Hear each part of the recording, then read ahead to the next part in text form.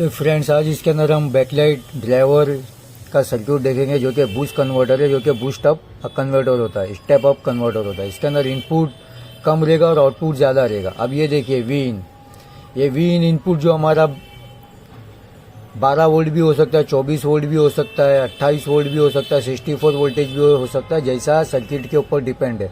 अगर हमारा linear voltage के अंदर हमको 12 वोल्ट 24 वोल्ट हमारी पिन पे मिल रहे हैं तो हम ये वाले वोल्टेज को बूस्ट कन्वर्टर के लिए बूस्ट सीकेटी का इस्तेमाल करके, बैकलाइट ड्राइवर का इस्तेमाल करके हम उसको बढ़ा सकते हैं। ये बूस्ट सर्किट इतना ही लेता है, बाकी सब इसके अल्टीमेट फंक्शन होते हैं कि जो इसको फॉलो अप करते हैं और आगे इसको चलने में मदद करते हैं। कोई भी फॉल्ट होगा, वोल्टेज कम होगा, ज़्यादा होगा, तो ये सब बता के इसको प्रोटेक्शन मोड में ले जाते हैं बस। और कुछ इसका काम नहीं होता, जिसमें V reference, enable, RT, comparator, OVP, sync, FBN, ये सब इसके साथ मिलकर काम करते हैं। अब देखिए क्या होता है कि नंबर 1, जैसा ही अभी ये वोल्टेज यहाँ पर आया, सबसे पहले वीसीसी देख लेते हैं कि वीसीसी से क्या होता है कि वीसीसी आईसी का पूरा काम, पूरे फंक्शन को कंट्रोल करती है। ये फीडबैक पिन जो होती है, ये वाली फीडबैक पिन, उससे और वाइंडिंग बायस जो होता है और ऑक्सिलरी वाइंडिंग जो होती है उससे ये जुड़ी हुई होती है।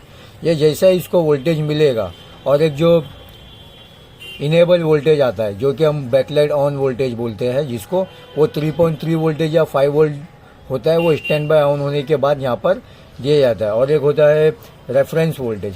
ये रेफरेंस वोल्टेज क्या होता है कि ये सीकेटी जो अंदर ये जो सर्किट होता है उसके अंदर ही बने हुए सर्किट जो कि 5 वोल्ट फिक्स होता है, वो अंदर ही वोल्टेज में इसको मिल जाता है, फिक्स हो जाता है। ये आरटी जो होता है हमारा, ये आरटी जो होता है उसको चार्ज करके रखता है, ऑक्सीलेशन के लिए चार्ज करता है, ताकि ये ऑक्सीलेशन के लिए ये 5 वोल्ट इसको तैयार रखे।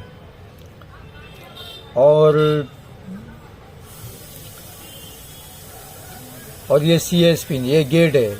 अब जैसा ही ये सब वोल्टेज इसको मिल जाते हैं, वीसीसी मिल गया, और ये देखिए ये कंपैरेटर है। ये कंपैरेटर क्या है, यानी कंपैरिजन पिन। ये अंडर वोल्टेज और ओवर वोल्टेज की ये कंपैरिजन आउटपुट डिटेक्ट पिन है, यानी ये अंडर वोल्टेज और ओवर वोल्टेज को कंपेयर करके यहाँ पर आउटपुट करके ये डिटेक्ट पिन के ऊपर बताएगा, ये इसका मतलब होता है।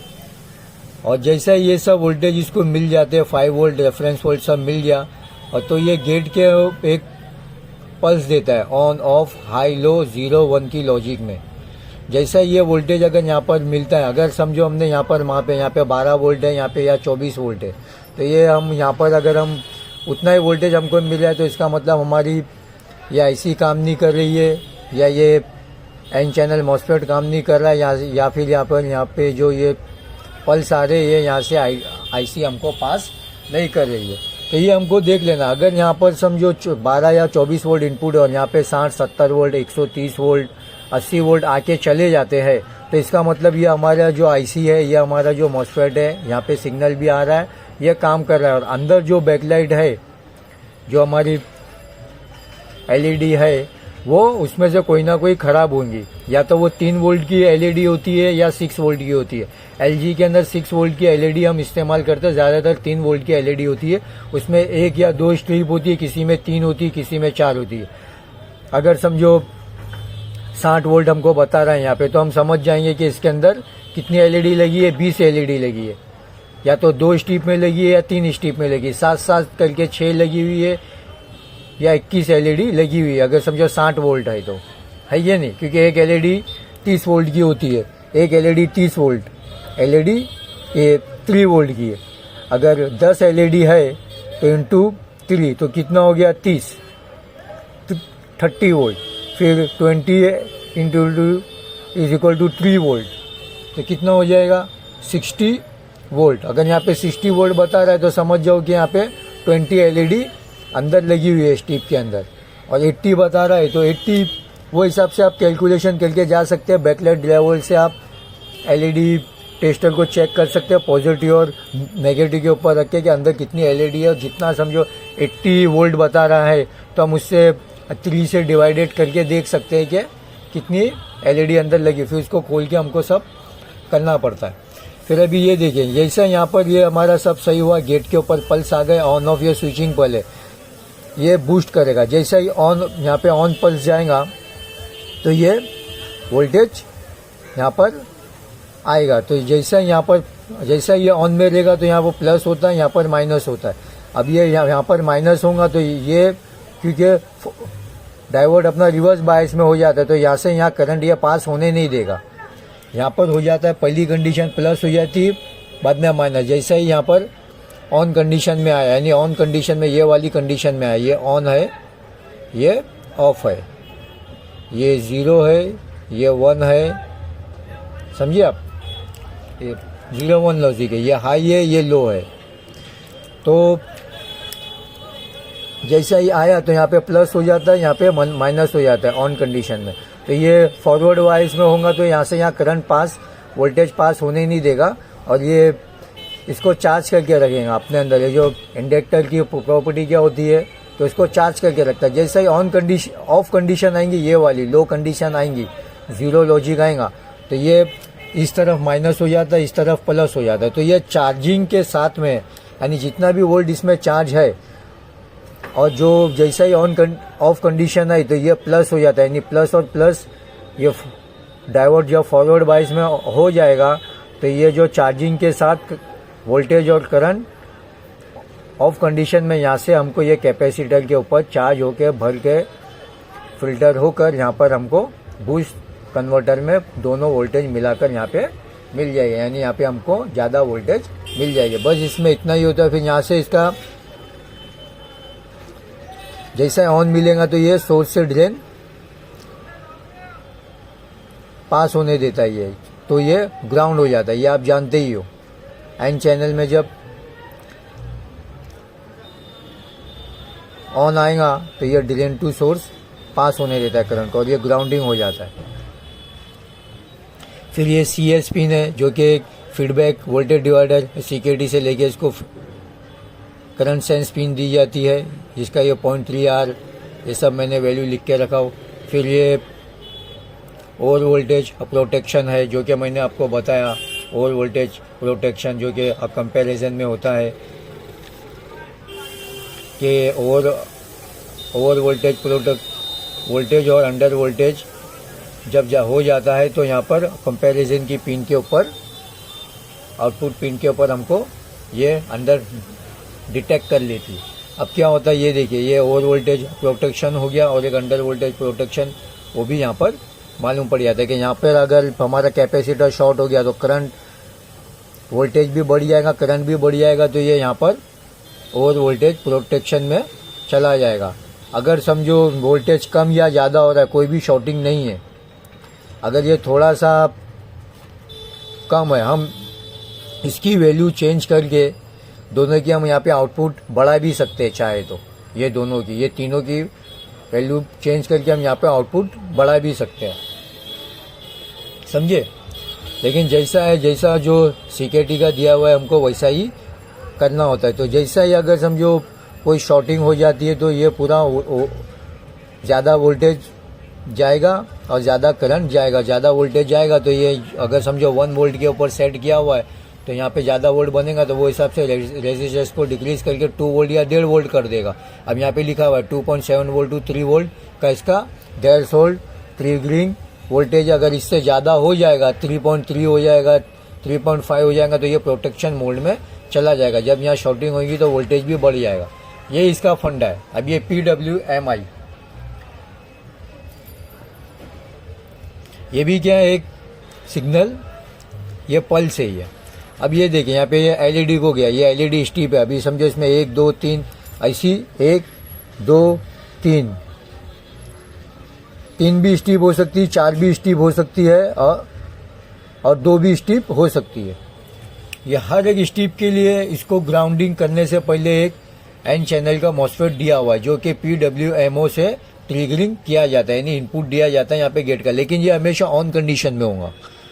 ऑन कंडीशन में। ये इसको स्विचिंग नहीं कराएगा, ऑन ऑफ नहीं कराएगा। अगर ये इसको ऑन ऑफ कराएगा तो हमारी एलईडी भी ब्लिंक करेगी। तो ये जैसा इसको PWMO मिल गया, फिर उसी तरह हर एक स्टिप के लिए ये और ये सिग्नल होगा जो कि PWM जो होता है हमारा,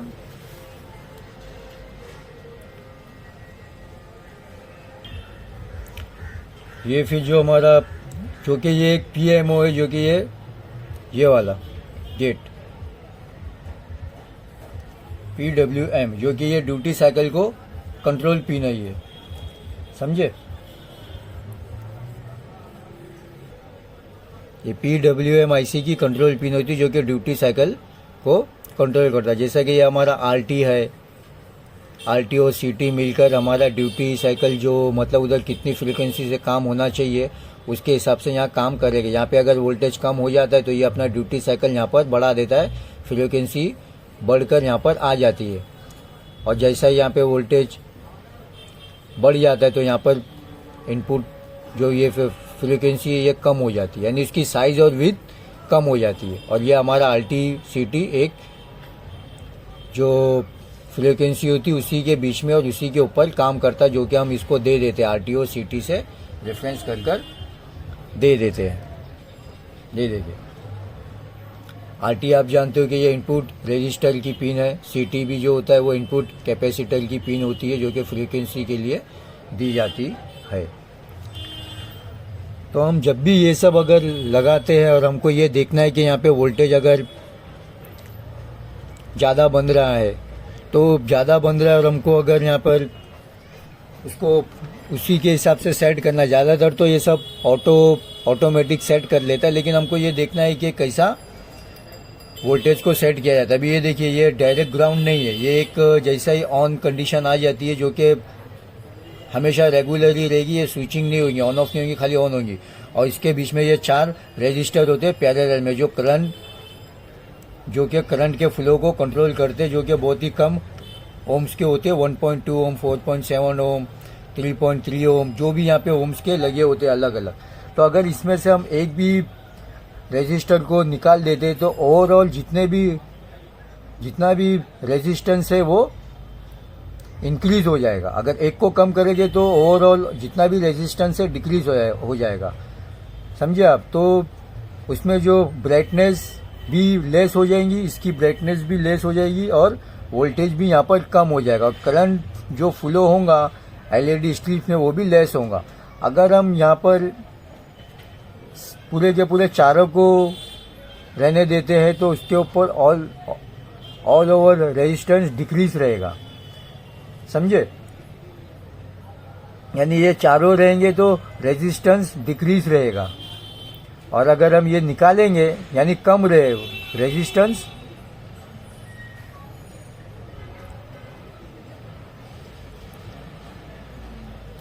यहाँ पर डिक्रीज रहेगा। अगर एक हम निकाल देंगे तो रेजिस्टेंस जो इसके बीच में जो रेजिस्टेंस है वो इंक्रीज हो जाएगा, समझे आप। ये इसका फंडा होता है। किसी किसी में क्या होता है कि रेजिस्टेंस एक लाइन में 4 लगे होते हैं। अगर यहाँ पे हमको 80 वोल्ट आ रहा है, हमको उसको 60 वोल्ट बनाना है तो हम वो जो 3.3 ओम का जो रेजिस्टर्स होते हैं, जो 4, 5, 6 रेजिस्टर होता है उसको हम शॉर्ट करके देखते हैं, जो कि G गोल्ड के अंदर आता है। वो शॉर्ट करेंगे तो वहाँ पे 80 वोल्ट है तो वहाँ पे 60 हो जाएगा। यानी अगर हमको वोल्टेज उधर कम करना है तो वहाँ पर हमको ऐसे जो वोल्टेज होते हैं उसको हमको बढ़ाते जाने का है, समझे। अभी ये देखो यहाँ पे कैसा है, यहाँ पे इसका उल्टा है। यहाँ पर अगर हम एक रेजिस्टेंस को निकालेंगे तो यहाँ पे ऑल ओवर रेजिस्टेंस जो है इंक्रीज हो जाएगा और ब्राइटनेस लेवल कम हो जाएंगी और वोल्टेज भी कम हो जाएगा। करंट फ्लो जो होगा एलईडी स्ट्रिप में वो लेस होगा। तो ये सब हम इसको निकाल कर वोल्टेज को कम कर सकते हैं, ब्राइटनेस लेवल को भी कम ज़्यादा यानी सेट कर सकते हैं। और इसको बढ़ाकर हम रेजिस्टेंस को बढ़ा सकते हैं, वोल्टेज को बढ़ा सकते हैं। इसको जैसा ही बढ़ाते जाएंगे वोल्टेज, अगर इधर एक भी नहीं है और हम इसको बढ़ाते गए तो वोल्टेज बढ़ते जाएगा। अभी ये सब लगे हुए हैं, तो हम इसको कम करेंगे तो वोल्टेज कम होते जाएगा, बस वही है। और ये इसका फीडबैक नेगेटिव पिन है और ये इसका फीडबैक पॉजिटिव पिन है।